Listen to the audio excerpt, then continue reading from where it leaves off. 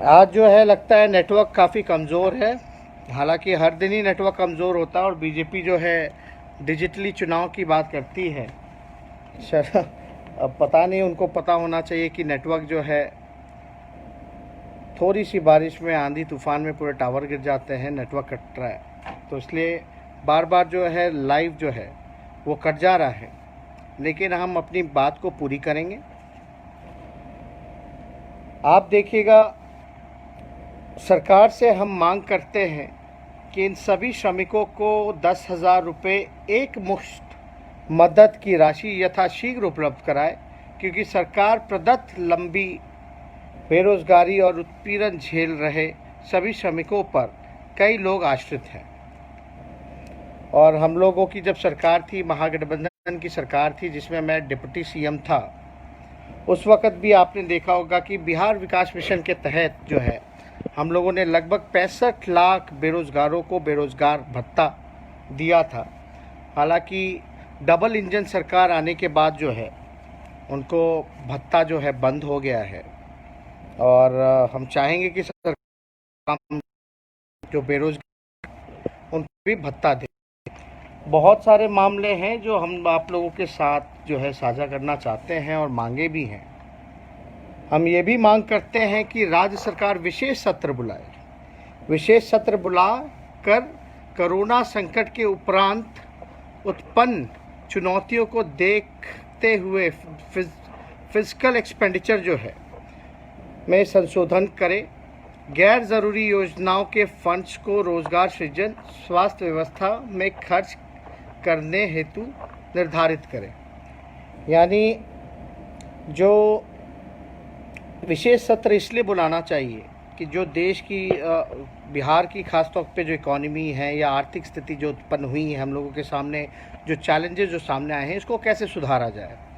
तो कई ऐसी योजनाएं सरकार की चल रही है जो अभी ज़रूरी नहीं है, तो उस योजना में जो राशि जो लगी है उसमें ना लग करके ये खास तौर पे इस्तेमाल हो रोज़गार दिलाने में और स्वास्थ्य केंद्रों को बेहतर बनाने में, ताकि लोगों का इलाज अच्छा हो और अच्छी व्यवस्था मिले, इंफ्रास्ट्रक्चर मिले हेल्थ से।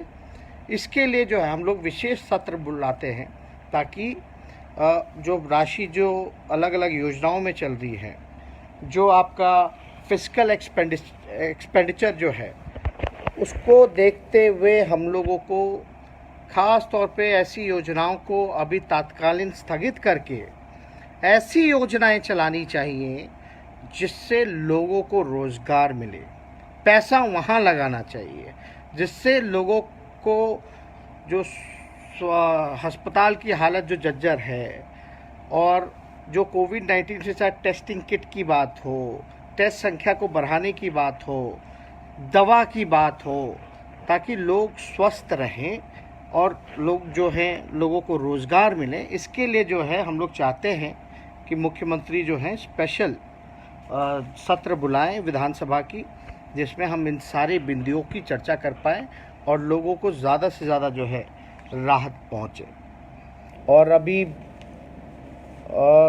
नीतीश कुमार जी कहते हैं, बार बार हम लोग भी सुनते हैं कि चुनौतियों को अवसर में बदलते हैं। नीतीश कुमार जी चुनौतियों को अवसर में बदलते हैं। हालांकि वो चिट्ठी देख करके तो ये नज़र आ रहा है कि चुनौतियों को देख करके भाग चलते हैं नीतीश कुमार जी। चुनौतियों को अवसर में भी नहीं बदलते हैं, बल्कि चुनौतियों को देखते हुए वो छुप जाते हैं नीतीश कुमार जी, अदृश्य हो जाते हैं नीतीश कुमार जी।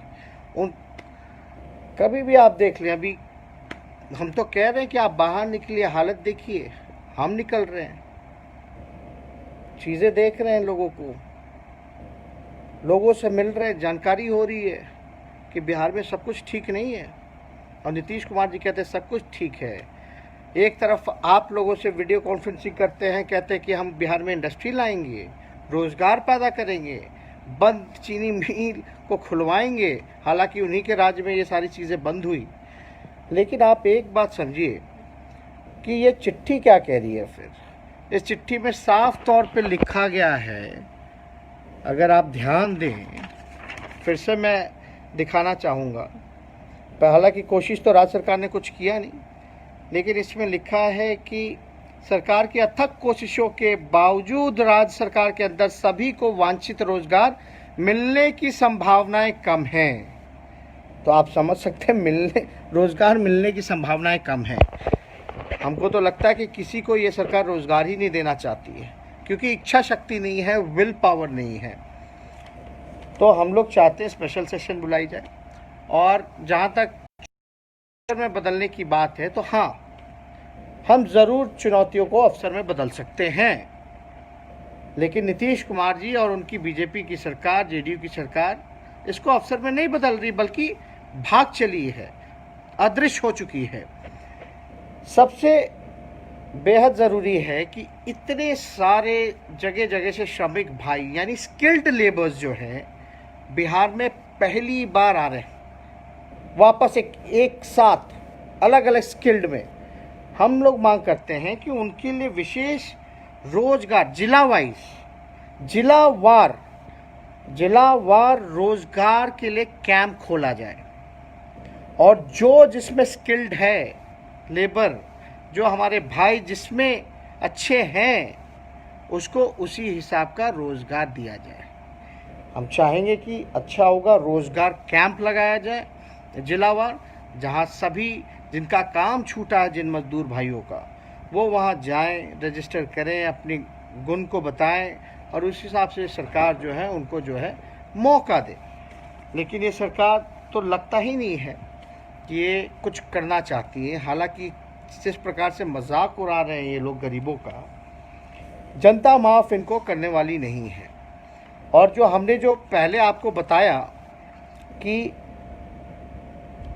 200 दिन का अगर हम लोग जो है एक मुश्त राशि 10,000 का अगर हम लोग 40 लाख लोग हैं उनको दें, 40 लाख परिवार को, तो उसका टोटल जो बजट आता है वो 4,000 करोड़ का आता है। 4,000 करोड़ का आता है। तो सरकार के पास पैसा है, और सरकार जो है देना नहीं चाहती है लोगों को।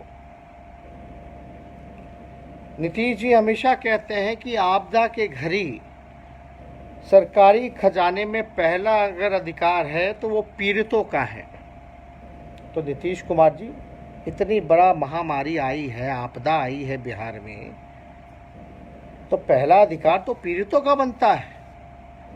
तो आपने क्या किया? आप तो गाली दे रहे हो, आप तो कह रहे हो अपने पुलिस डिपार्टमेंट को कि आएंगे तो उन पर नजर रखो, डंडा चलाना। वो लोग पागल हैं, वो लोग चोर हैं, वो लोग क्रिमिनल हैं, ये नीतीश कुमार जी कह रहे हैं। अब आप देखिए, नीतीश कुमार जी कहते कि 2 लाख करोड़ का बजट हो गया, 3 लाख करोड़ का बजट हो गया, तो मात्र 4,000 करोड़ रुपए ही उन 40 लाख परिवारों को मिलेगा, यानी 2 करोड़ लोगों का पेट भरने की व्यवस्था हो जाएगी। और जो आर्थिक समस्याओं में, जैसा कि आपकी चिट्ठी बता रही है, ये चिट्ठी जो बता रही है कि गंभीर आर्थिक चुनौतियों के कारण वो परेशान हैं एवं तनावग्रस्त हैं, तो ये अगर मदद अगर 10,000 रुपये अगर दे दिया जाए, यानी 4,000 करोड़ का पैकेज दे दिया जाए, तो वो तनावग्रस्त नहीं होंगे। उनकी समस्याएं जो हैं कुछ दिनों के लिए दूर हो सकती हैं। आपकी जो योजना है जल जीवन हरियाली, 24,000 करोड़ का है, 24,000 करोड़ का, लेकिन गरीब को देने के लिए नीतीश कुमार जी, जो लोग भूखे मर रहे हैं, और जैसा आपकी चिट्ठी मजाक उड़ा रही है उनका, आप उनको 4,000 करोड़ का पैकेज दीजिए। 2 करोड़ लोग जो है अगले 3 महीने के लिए वो सुरक्षित रहेंगे आर्थिक रूप से, और 3 महीना तो पहले ही बिना काम के रहे हैं, यानी 6 महीने का जो उनको नुकसान हो रहा है वो जो है लोग फायदे में रहेंगे। ये हम लोगों की मांग है।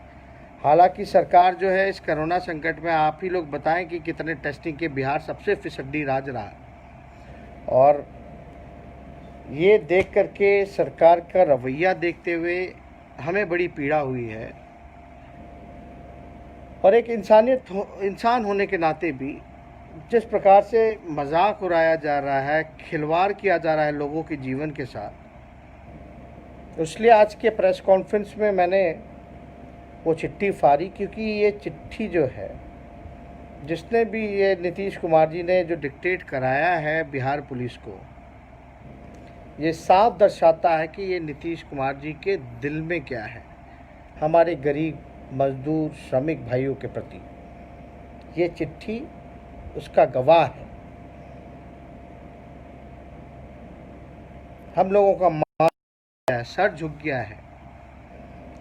आज काफ़ी गुस्सा आया था जब पता चला जो है चिट्ठी को वापस ले लिया गया है।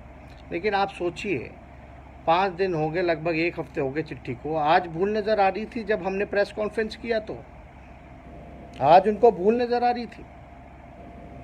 यानी ये आदेश 1 हफ्ते तक जो आदेश में, यानी जिन लोगों ने लाठियाँ खाई हैं, जिन लोगों को पीटा गया है, जिन लोगों को गालियाँ दी गई हैं, जो लोग अब तक आए हैं, आने में मौतें हो गई हैं, बस आके कह दोगे कि सॉरी और सारी चीज़ें ख़त्म हो जाएंगी।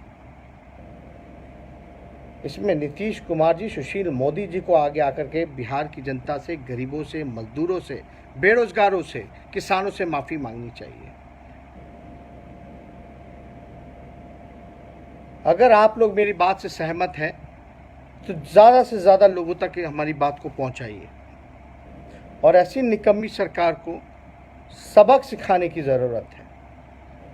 अगर आज हम लोग सवाल नहीं पूछेंगे, जन अधिकार, जन समस्या, जन सुरक्षा के लिए नहीं लड़ेंगे, तो ये सरकार हमारी ज़िंदगी के साथ, हमारी सुरक्षा के साथ खिलवाड़ करती रहेगी,